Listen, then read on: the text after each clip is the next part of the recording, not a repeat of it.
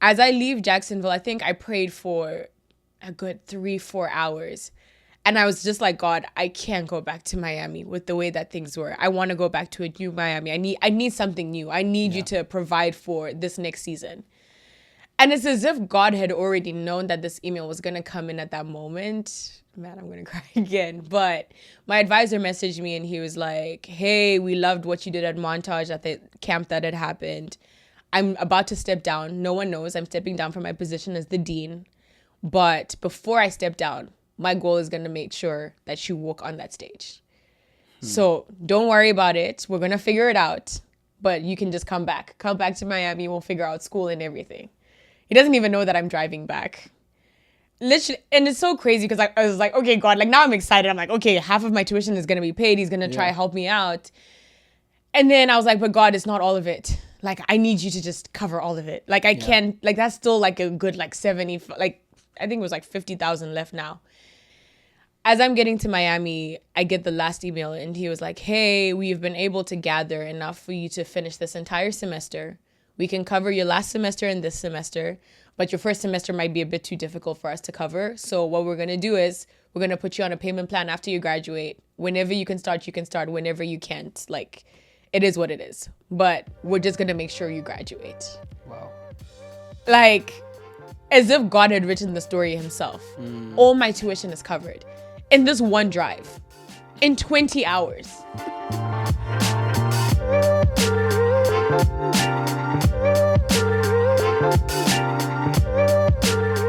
Hey guys, welcome to the Faith Ignite podcast, and we're so excited you've decided to join us for today's episode.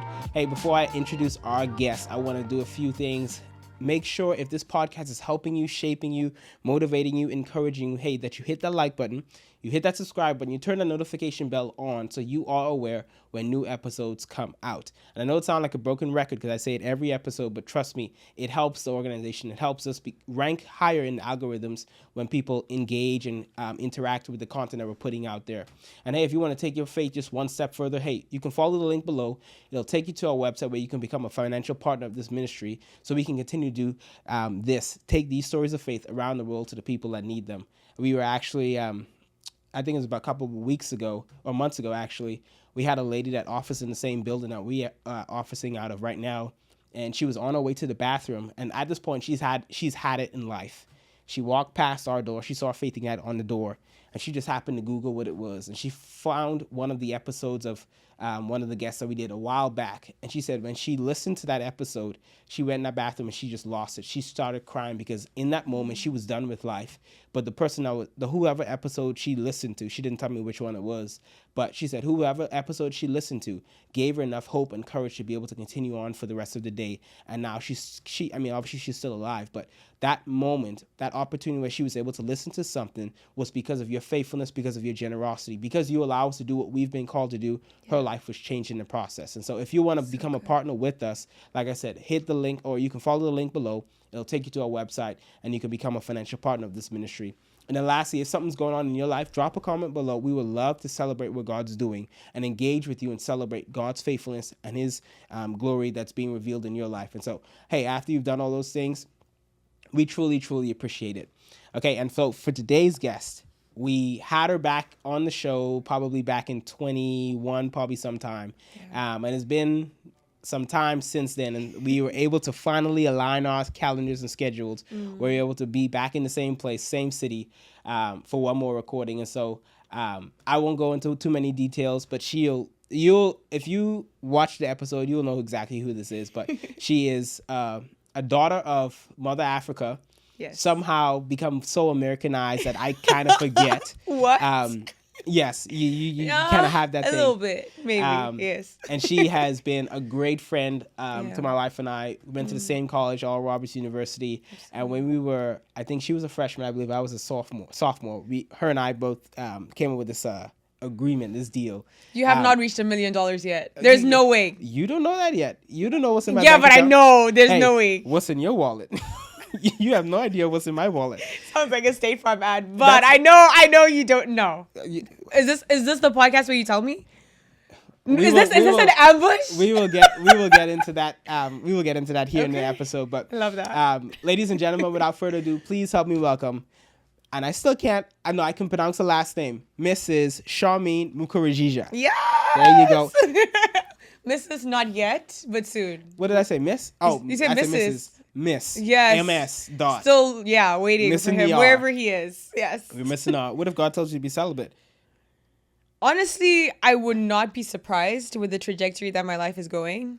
So it is what it is. All right. Yeah. So, Charmaine, for those that I've reintroduced you to and introducing you to the first time to our guest, who is Charmaine? Oof. I mean, obviously, back in 21, it was a different Charmaine. Then you've evolved, you've grown. Yes. But who is Charmaine? Honestly, Charmaine is a child of God. She's gracefully broken. But I will say now officially she's healing out loud. And that's been the season that I'm in. I moved to Miami maybe a year and a half ago. And just seeing God show up and show out in my life in ways that, honestly, when I was in Oklahoma, I did not see it. But now that I'm in Miami, it's just one thing after another that God just is like, let me just surprise you with this. Let me open this door. Let me introduce you to this person. Let me just give you this. And it's just, honestly, it's amazing. Miami is my haven right now. Okay. Yeah. So, back to what I was talking about, this deal that we made. So, her freshman year, I believe, was my sophomore year. She was on the same floor as my wife, I think. I don't know. You might have been, the same floor as my wife. Right next to her room, literally. So right next to her room. Okay. So I met Charmaine, and if you ever meet Charmaine in person, she's going to be that person that just like wants to know. Everybody wants to know everything about your life in the first 30 seconds of meeting you. And she's just very, very out there in a good way. Yeah. And so she came up with this. She told me, first time I met her, she's like, you know, my dream is to become, what was your dream? To become the what? The Oprah of Africa and to be a billionaire. Yeah. The Oprah of Africa. Yeah. She wants to become the Oprah of Africa. Mm-hmm. And so I was like, okay, she kind of ambitious. And so we came up with this this game, I guess, that the first person, the first person to reach 1 million. First person to reach 1 million. Yeah. Would then write a check to the other person. No. The person who loses is the one who writes the check. Sorry, yes. The person that loses writes the check for $10K. To $10,000. For whatever, any charity, any organization, whatever you decide. Got it. Yeah. So that was the deal. So are we there yet? Not yet. Okay. We're not there yet. Whew, okay, now I can relax. Yeah. We're not there yet. My heart was racing. I was like, now that I think about this rule, I'm like, I don't know if it makes sense for the loser to write $10,000 check if they're not at 1 million yet. I think it was just to help us step up and motivate us. So either way, by the time you get to 1 million or by the time I get to 1 million, you need to be at a place financially where you can give away 10K. Okay. So we'll keep it at the loser. I think, let's keep it. Like keep it at the loser. Yeah. So keep that pen handy. No, you got it. You got it. You got it. Handy. My $1 million contract is on the way. So. All right. Okay. Bet. You better keep that pen handy. I love our bold audacity. Yes, I love that. Yeah. So, coming from, obviously, growing up in Zimbabwe, obviously you've seen what life was like in Zimbabwe, and then you've seen this big, great world outside of Zimbabwe. What made you realize, like, hey, I don't want to be here much longer. There's a great big world for me to see. I want to go experience life. What was that realization point for you? Honestly, it was my parents. When I look at my life, I would have rather stayed in Zimbabwe because I feel like I am my best self when I'm there. And I just effectively operate back home. Like, I do so much when I'm back home. But I know my parents have pushed me to see a world that's beyond Zimbabwe because of Zimbabwe's economic challenges and even just the government in itself. Like, it's not, everyone knows, like, Zimbabwe is just not the greatest country right now to live in. And even as I have chosen to be a journalist, you can't really make it in Zimbabwe, and you will struggle because the government doesn't really allow you to have freedom of speech. So America does, and my parents have always pushed me to go to places where I'm celebrated and congratulated, and I think America has been that. And I've explored a lot of other countries. I've even considered moving to like Dubai or Italy, but somehow God keeps opening America. So here I am. So since moving to America, what are some of those doors that God has opened? Oof. Okay. Remember, we're on a time crunch. So keep I know. I know. I think ORU was probably the biggest door that God opened for me. But the same way that God opened that door, I think the devil closed it very quickly too. Because I did start my master's and I was so excited and I was ready to start studying sports and get into the sports world. But obviously, I don't know if we've ever actually had this conversation, but I was in a really toxic relationship at the time. Okay. And I don't think we did, actually. No, I don't think so. We actually have not. This is an exclusive. This is an exclusive for real. But I was in probably the most toxic relationship I've ever been in my life. And 1 week into my master's, I actually didn't even attend a single class. Things went downhill for the worst. He actually tried to kill me.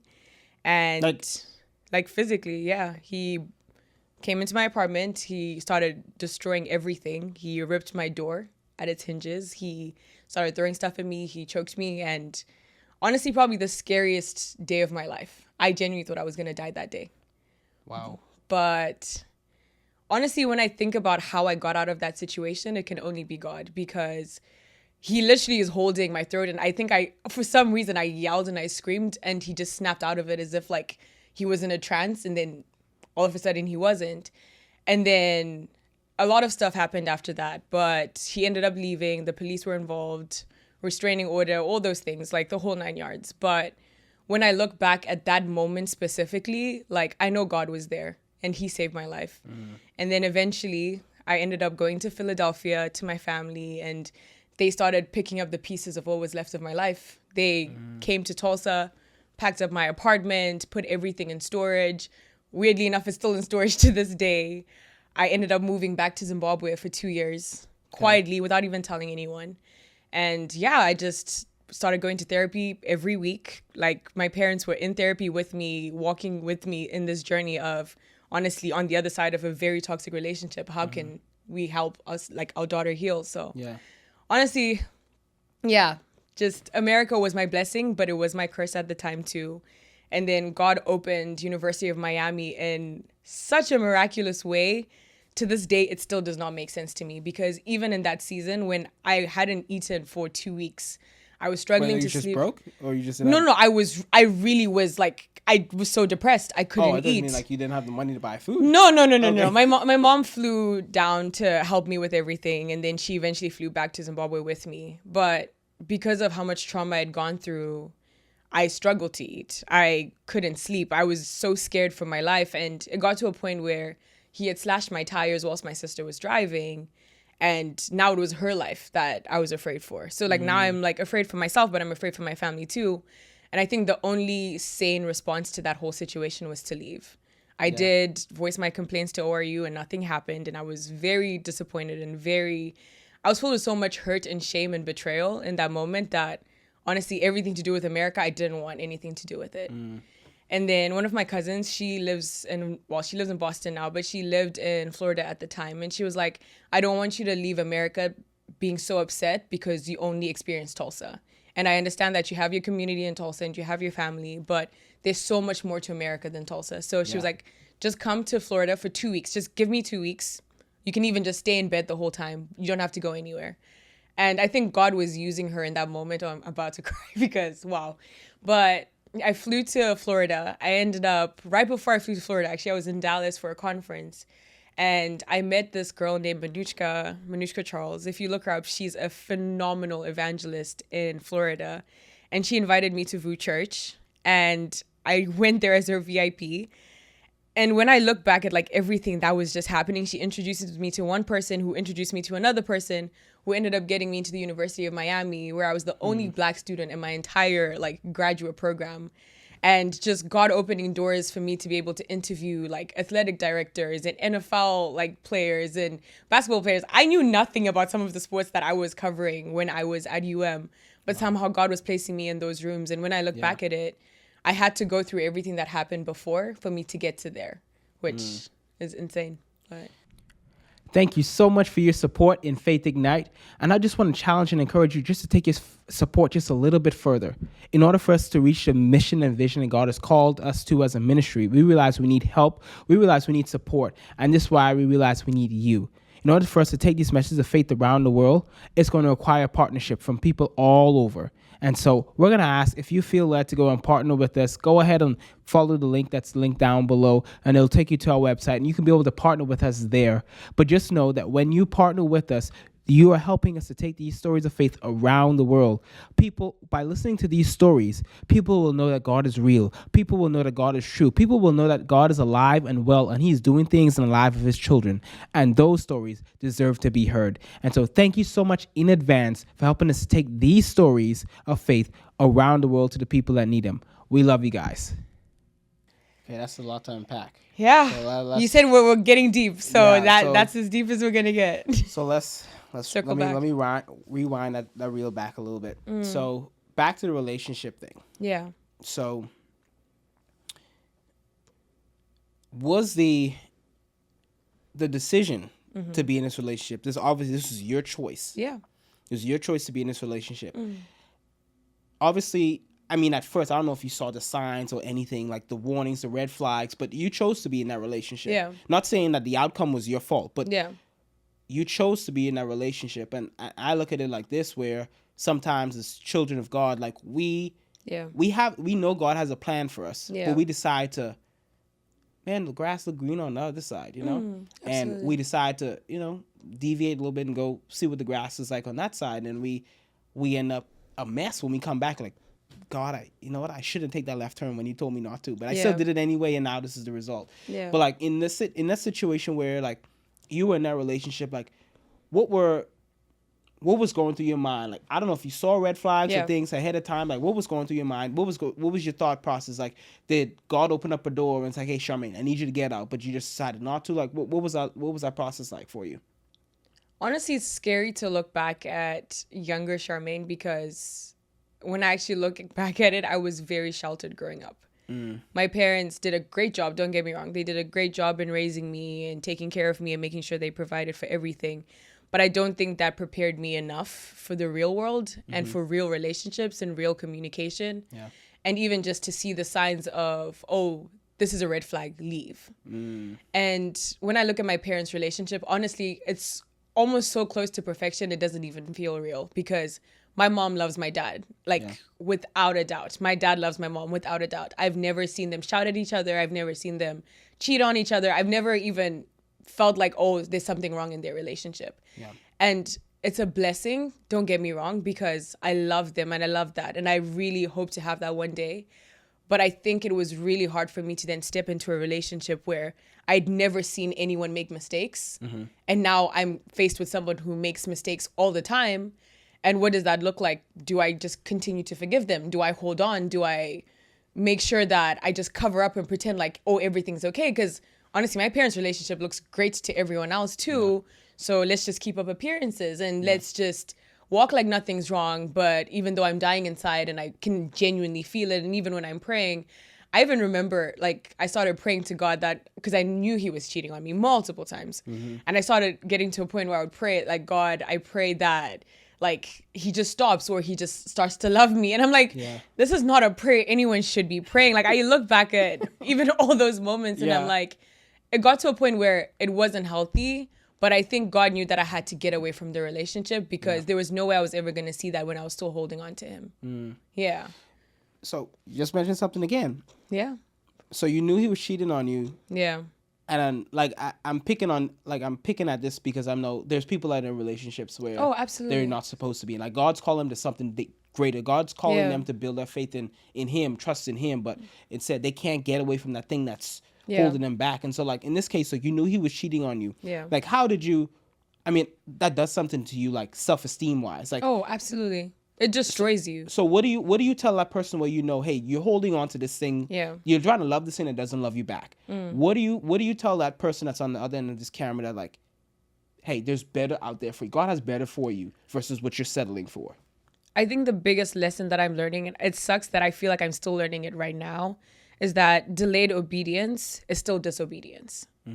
And I think for me, for the longest, because we were together for almost 3 years in and out, and I just kept trying to hold on, that maybe if I hold on to the fact that, like, we've just spent so much time together and he's starting to get to know me more, and we just have such a great history, like, history in there. Yeah, like all those things, like, and like everyone, when they see us, like people would come up to us and say, oh my gosh, like I want to be like you guys. Like we look so like picture perfect on Instagram, but no one really knew what was going on behind the scenes. And all those things, like just trying to measure up to a standard that doesn't even exist. I think it just became so hard and it became so painful. And I think it's so sad for me to even admit this, but I don't think I would have left if it hadn't started to affect my sisters. And for me, like, you can do anything to me, and it's kind of sad because I really am working on myself now, and like I said, I'm trying to heal out loud. But the minute you touch my sisters, for me, it's like I'm done. Like, we do not play around with that. My sisters are like, my parents obviously trusted me enough growing up to make sure that they were okay, and I don't play around with them. And I think if nothing had happened to them, I probably would have still been like, oh, okay, like, yes, he's tried to kill me, but let's see how we can make this work, which is so crazy to say. But I think as someone who's in a relationship that's super toxic, you need to find that reason as to like, what can you protect? What do you need to protect? Whether it's your reputation or it's your family, because eventually that toxic relationship is going to affect the people around you. It's going to affect everything around you. It's going to affect you financially. It's going to affect you mentally.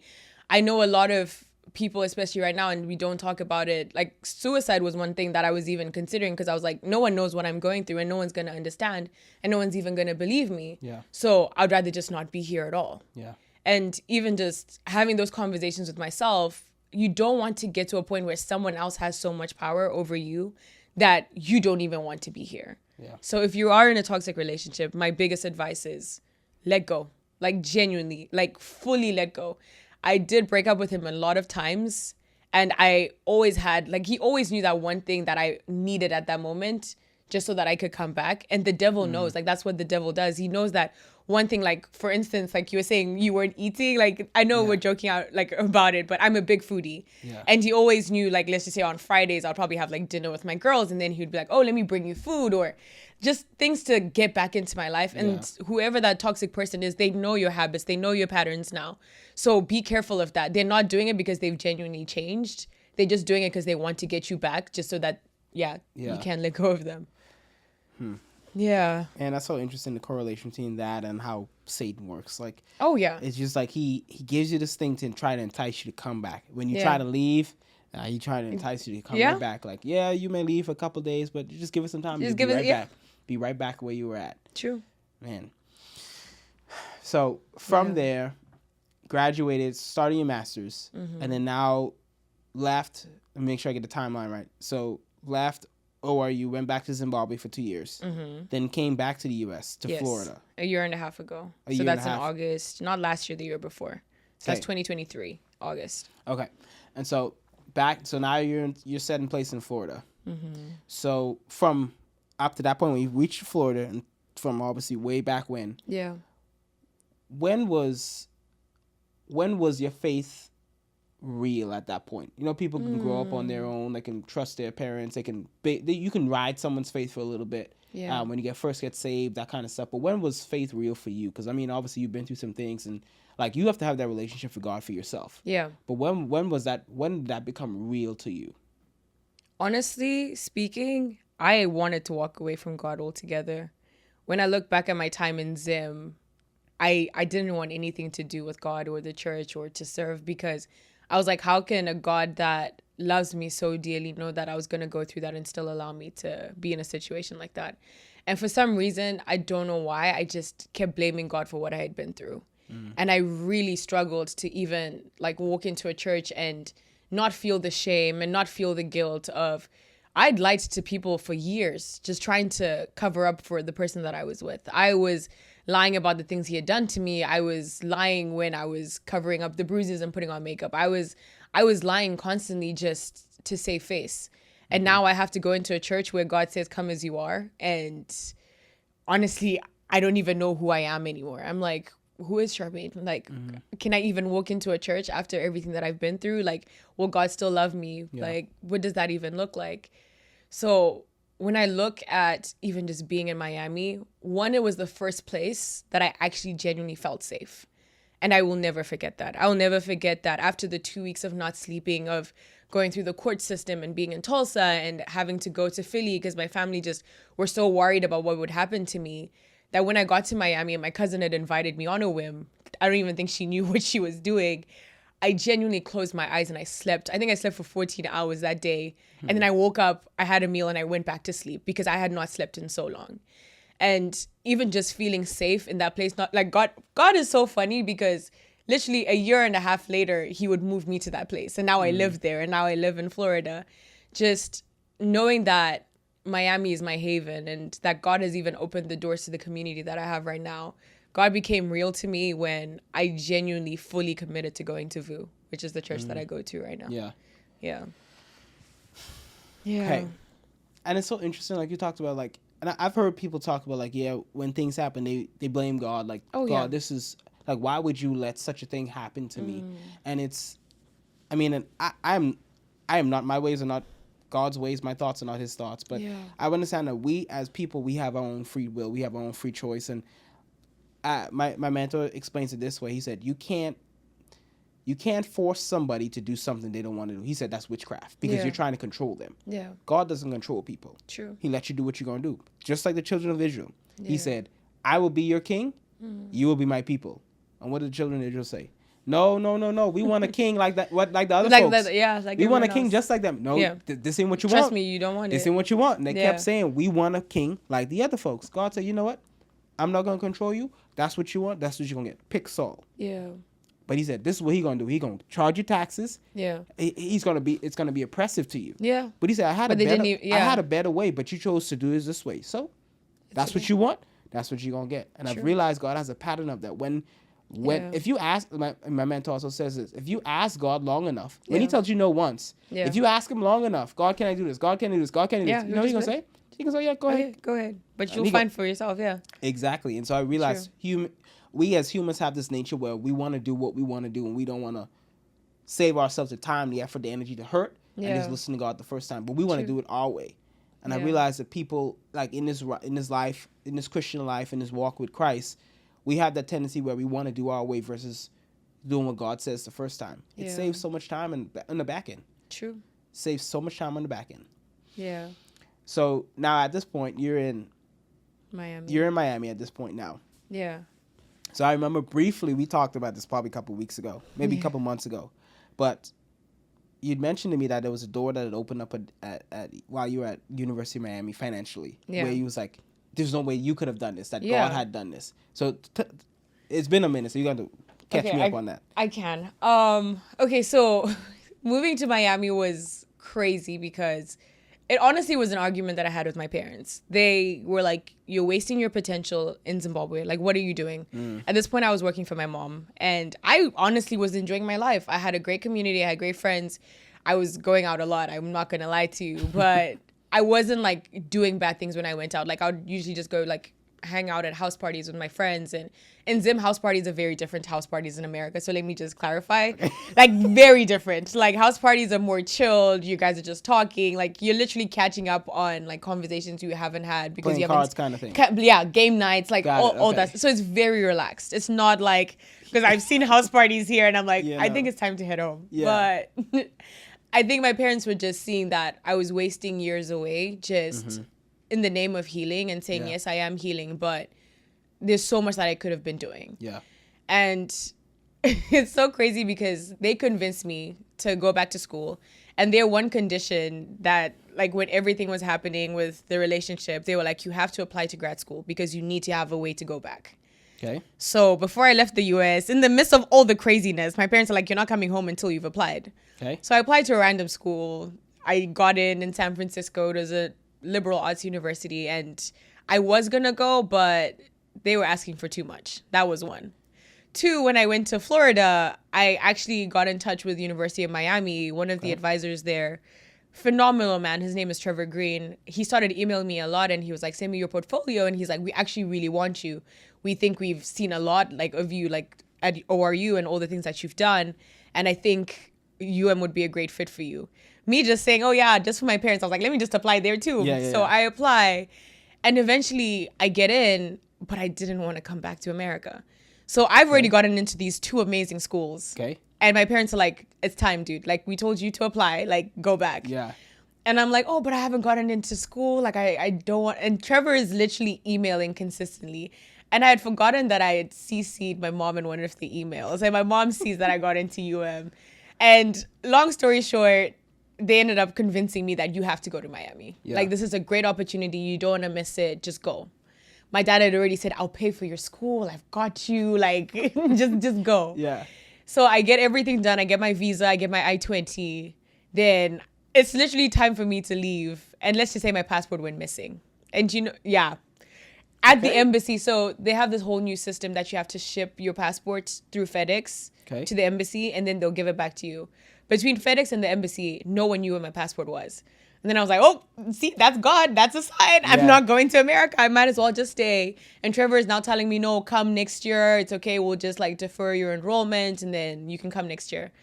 And I literally got to a point where I was just so ready to just accept it. But my mom was like, no, we're going to pray. We're going to fast. It's going to happen. Yeah. Next day, I get my passport. My mom books me on a one-way ticket one-way ticket to Miami. I even remember my route was through Cape Town, and then I get to Miami. And as soon as I get to Miami, my parents send me the beautiful text that we love you. We've taken care of you for the past 2 years, but you're officially on your own. And now I'm like, what do you mean I'm on my own? Yeah, like, you gotta clarify that. Like you guys said you were gonna pay for my school, and then my mom was like, we'll probably pay for like your first payment, which they did. But after that, like, you have to figure it out because we can't pay $100,000 for school. Yeah. And I'm like, 100,000 who? Like, I hadn't even checked my I-20 to see how much the school was. Like, that's how bad it was. I wasn't even willing to go. So like, by the time I got there, I didn't know it was that expensive. Yeah.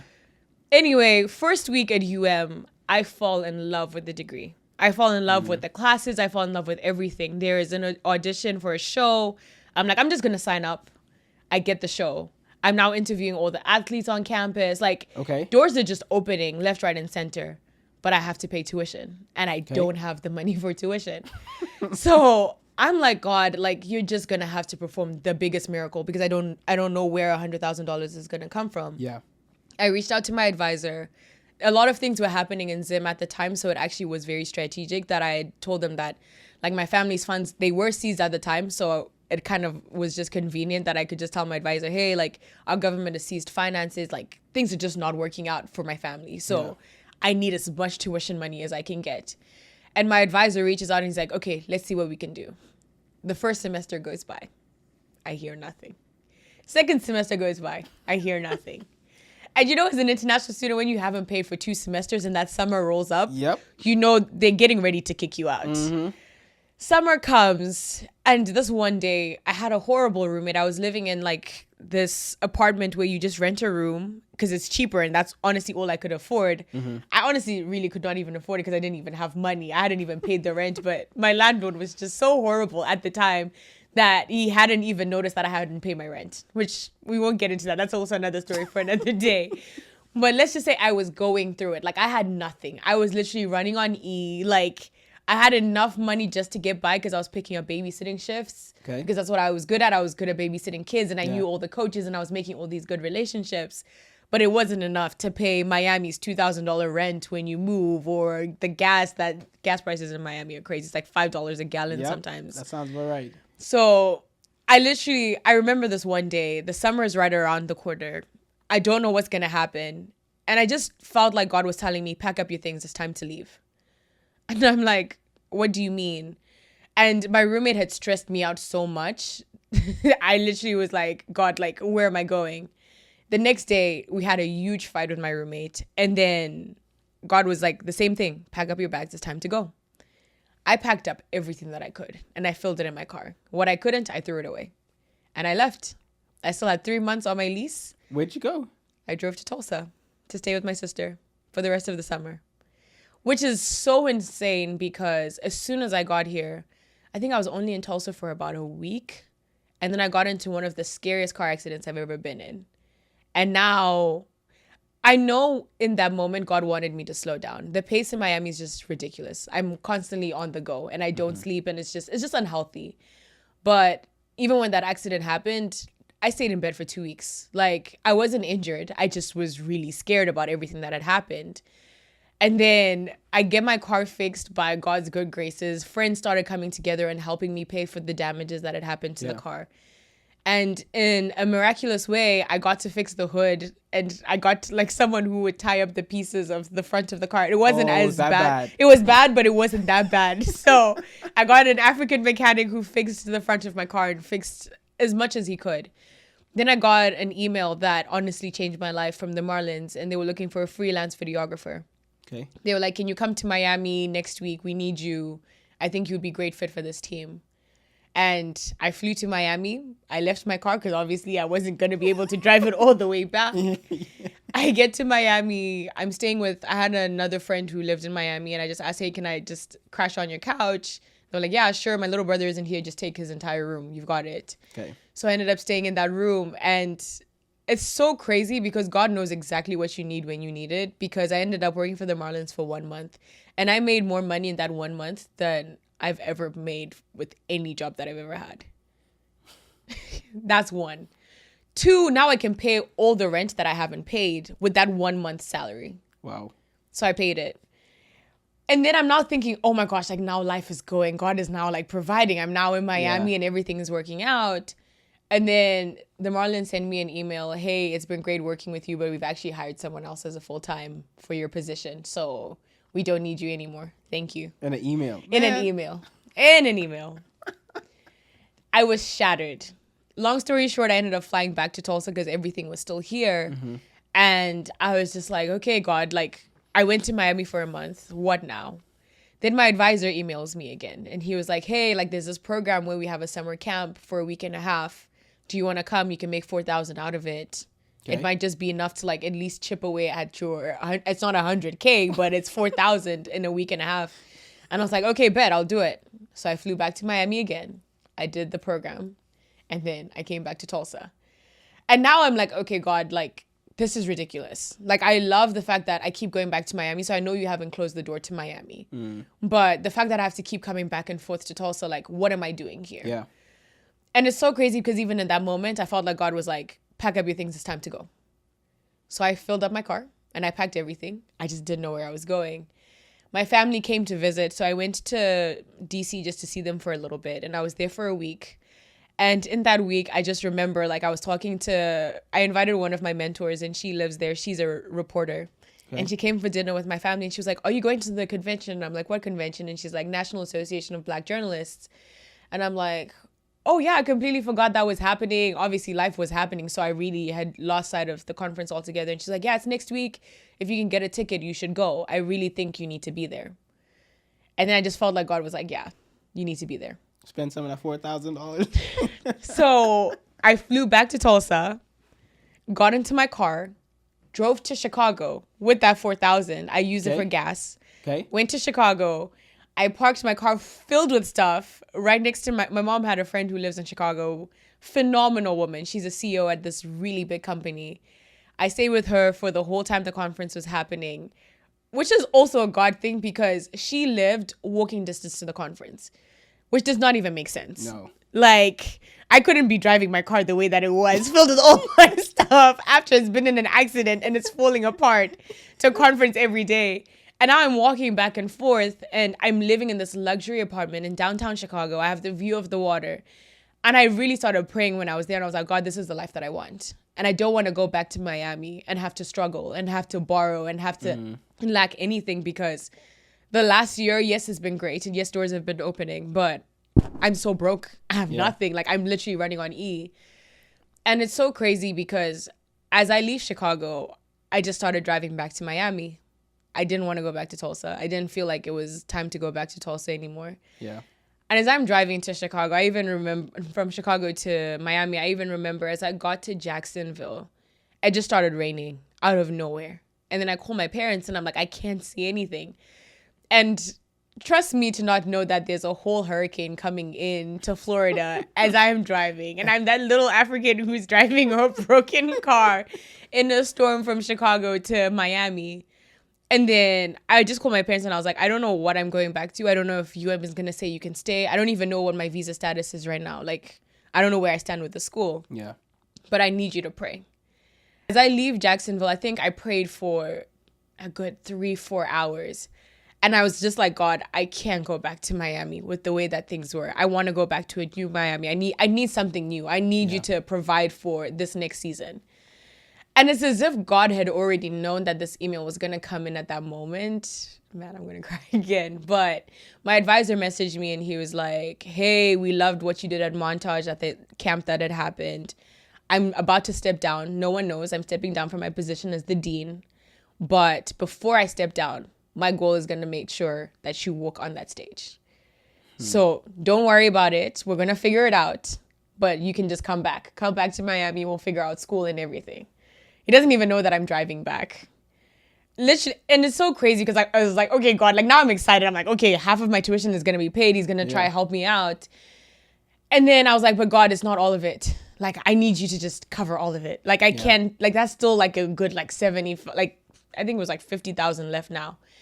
And then right before I get to Miami, I drive like crazy. I usually drive like 24 hours in a row. I don't sleep. I don't stop anywhere. And I just get to where I need to get to. And then I'll sleep. As I'm getting to Miami, I get the last email and he was like, hey, we've been able to gather enough for you to finish this entire semester. We can cover your last semester and this semester, but your first semester might be a bit too difficult for us to cover. So what we're going to do is we're going to put you on a payment plan after you graduate. Whenever you can start, you can start. Whenever you can't, like, it is what it is. But we're just going to make sure you graduate. Wow. Like, as if God had written the story himself. All my tuition is covered. In this one drive, in 20 hours. Like, the whole situation to me does not even make sense. And Trevor had even told me, like, don't say anything right now. Like, we just want to try and make sure you graduate. And I'm like, okay, I didn't say anything. And usually I am one of those people, once I'm excited, I want to tell everyone, like, you won't believe what happened. But I even remember, like, on graduation day, I was just like, God, like, did you know? Did you know that I had to go through what happened in Tulsa for me to get to Florida, for me to speak to this person who then connects me to Trevor, who then now in this moment is that's literally a $70,000 blessing. If you actually add it all up. Yeah. That's how much I got from $70,000. And I'm like, God, like, that's crazy. Like, how? Like, it does not even make sense to the average person. Like, I've had friends who have had tuition revoked and then they have to go back home. But why am I still here? Like, and then this is so random that I'm even bringing it up. But even as we're talking about our million and how we're going to give that away, I've even just been thinking now on the other side of my blessing and on the other side of graduating, I would love to have, I don't know if it's a company or if it's a scholarship fund, but I know Alex Earl does a lot of like stuff with where she just randomly pays for people's tuition altogether. And I want to get to that point, and that's been my biggest prayer right now, that God, may you bless me so much that I can even just start wiping people's like tuition balances off, because he's done the same for me. So why can't I do it for someone else? And it's just, I still get chills thinking about the fact that I went from struggling, having nothing, moving out of my apartment, driving to Tulsa, driving to Chicago, just praying that I'm listening to God at each step, only for him to cover $70,000. Wow. Which I couldn't have written that story any better than he did. Yeah. So even to think about it, which is such a cool way of looking at it, the same God that she thought was the one that had let this happen to her was the same God that turned around and blessed you with $70,000. Yeah. It's all about perspective. Like Absolutely. the Bible says, he's not like man that he should change his mind. He does not change. He's the same God yesterday, today, and forevermore. Yeah. It's the same God. Yeah. So while you were trying to blame God, like, why'd you let this happen? Yeah. God was like, hey, I'm the same God that decided to bless you with $70,000. Yeah. At that point now, your perspective was different, but God still had his plan for you. Regardless of what you decided to do, his plan was still to be able to get you where you needed to go. Yeah. Now, you might have added some turns and detours in there yourself. But his end goal was Charmaine going to end up here. Yeah. And it's my goal, because I spoke and God doesn't change his word. She's going to end up here. We can make sure she get there. Yeah. Whether she flying or she driving that old car. She's going to get there. Yeah. Wow. By God for real. Yes. Yeah. Man. Isn't that crazy? That's the God we serve. Yeah. That's the God we serve. Like, well, I know I can't say it just yet because we have to wait for some things. But God has done tremendous and wonderful things in our lives. And you realize the plans that we have, man, it's like minuscule to the things that he wants to do. Oh, absolutely. The plans that he has are much bigger Yeah. much bigger than what we can think True. or imagine. Yeah. So you just imagine if we tap into that. Yeah. And to actually go after what God has. We look at things from his perspective. You're Yeah. like, wow, this is massive. And that's how you know it's God, because it's beyond what you can do in your natural means and your abilities. Absolutely. And I love the point that you're making about the whole, when you have delayed obedience, it actually slows things down. Like, you could have received the blessing sooner. And I think about even just my college journey. I could have received my master's a long time ago. Yeah. I could have eventually gone to UM. But had I listened to God and not gone into that relationship, honestly, I think I would be probably like 10 years ahead right now. But because of my disobedience, it took a lot longer to learn a lot of lessons to get to where I am. And I think it's so crazy now. I'm only thinking about this now. But even with the road trip, like, I had to listen to God to pack up my stuff. Yep. I had to listen to him to drive to Tulsa, because in the past, my track record was horrible. I literally was holding on to someone who God had told me to let go of for so long and so long ago. But now God is like, okay, let me just see if she still trusts me. And he just tells me randomly, pack up, let's go. And I had to go. I had to go back to Miami and work with the Marlins and then go back to Tulsa, because he's just opening doors to see, okay, like, is she trusting me? Can I trust her? Can I trust her with what the future holds? Yeah. And it's so crazy, because one of the things that I've been praying about right now is to stop complaining, because that's a killer. I have been complaining a lot. I have a new job now, and honestly, it's stretching me, because I am working with someone that is not that she's hard to work with, but she's very different from me. Yeah. Culturally, like, everything is just so different. Yeah. And I work a lot more hours than I'm used to. But because of that, like, I've had to grow and learn a lot of, like, lessons very quickly, because just the pace of the job is it's a lot. But even, delayed obedience. And I'm even starting to see that even with my job, like, there's certain things that I should have listened to God a lot sooner, because I'm even realizing that maybe I would have certain things now if I'd listened quickly. But I will also talk about that on the next podcast, because I already know that whatever God has next it's big. I already know. Yeah. I've been having a lot of conversations with agents, and just, I'll leave it at that. But okay. No, God is doing amazing things, and I'm excited. Wow. So you mentioned this phrase that I've never heard this, but you have to explain what this means. You said you're healing out loud. Yes. What is that? What does that mean? It's actually insane that you asked me about that phrase specifically, because I've been playing around with the title of my next book, and I think that's it, Healing Out Loud. Another Faith Ignite exclusive. Yes, another Faith Ignite exclusive. But that's actually the whole heart behind the book that I'm writing, Healing Out Loud, because I almost died in silence. So that's the full phrase of it. Well, that's good. And I had community. When I was here, I had people around. I had you guys. I had so many people. Yeah. I just was so afraid to tell the truth, because I wanted to protect my image, and I wanted to protect who I thought everyone needed me to be in that moment. Yeah. And if I had even just let my guard down, or been honest, or even just opened up about exactly what I was going through, I don't think I would have been in this situation, or things wouldn't have happened the way that they ended up happening. Yeah. And when I look back at that season, I'm healing out loud now, because even though I'm healing, it doesn't mean like all of my problems have suddenly gone away. Like I told you, I was in an accident, and I have to pay the financial cost of that accident because I hit someone else. Yeah. And a lot of repercussions to that. But long story short, when I look at it, like, I've had to rely on my community. I've had to open up about the things that hurt me, and I've had to open up about growing pains and job pains and life pains, and even the 75 hard that I'm doing. Like, it's really like a wear and tear on my body. Like, I've had to lean on my community in a way that, honestly, younger Charmaine didn't. And younger Charmaine was just more concerned about looking the part rather than actually being someone who actually has a community.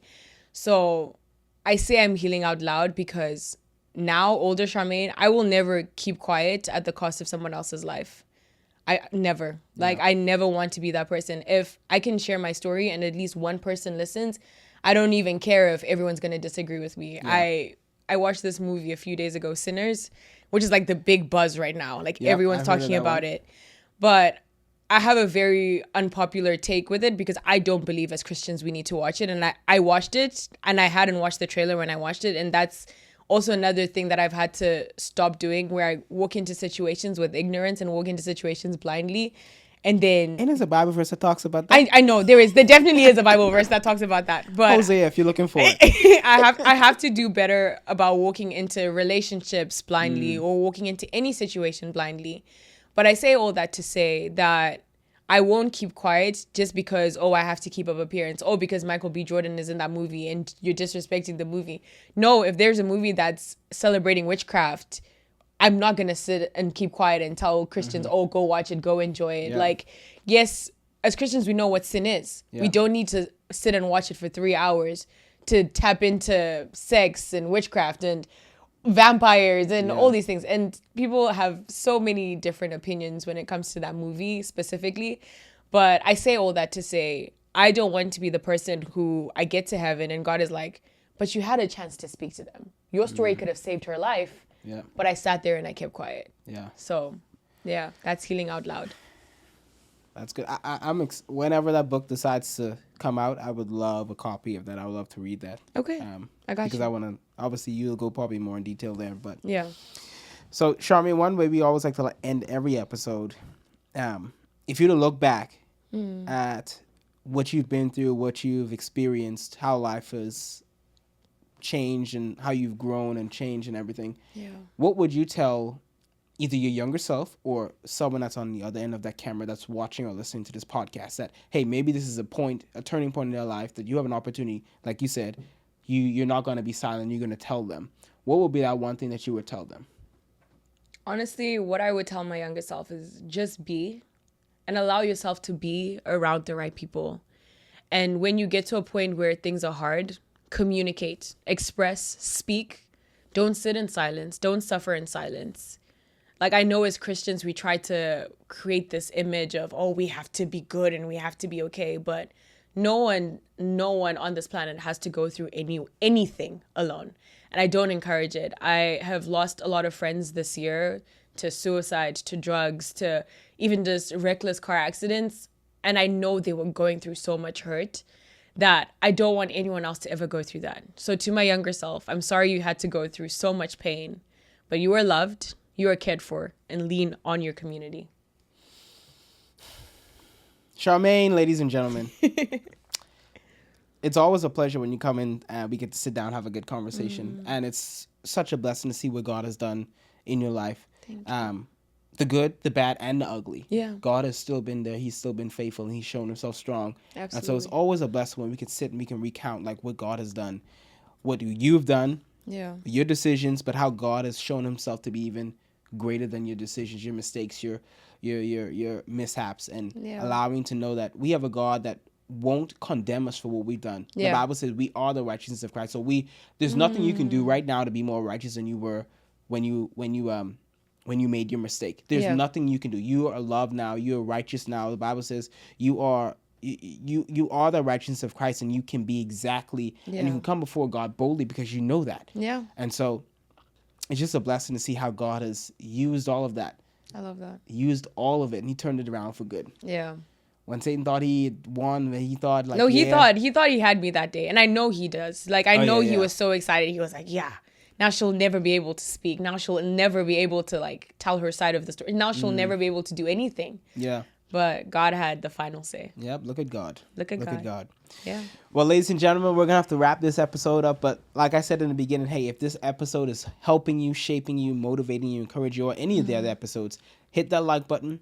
Hit that subscribe button, turn the notification bell on so you are aware when new episodes drop. Like I said, it helps us with the algorithm so we can rank higher and higher and higher, and more people can see these episodes and be blessed and encouraged by it. And if you want to take your faith one step further, like I said, follow the link below. It'll take you to our website. You can become a financial partner with us, and we can do this exactly what we're doing here. Take these stories, these conversations that we're having, and share it with the people all over the world. We have people that listen from India, the UK, whereas China, well, obviously here in the U.S., we have some people down in Brazil. We don't even speak Portuguese, but somehow they're listening to it. And so we can continue to do that, share these stories of faith around the world to the people that need them. And that's because of your financial support to this ministry. And then lastly, like I said, if God's doing something in your life, drop a comment below. We would love to celebrate what God's doing in your life. And so we're going to have to sign off for today. But my name is Devon Williamson, and this has been Faith Ignite. We'll see you guys next time.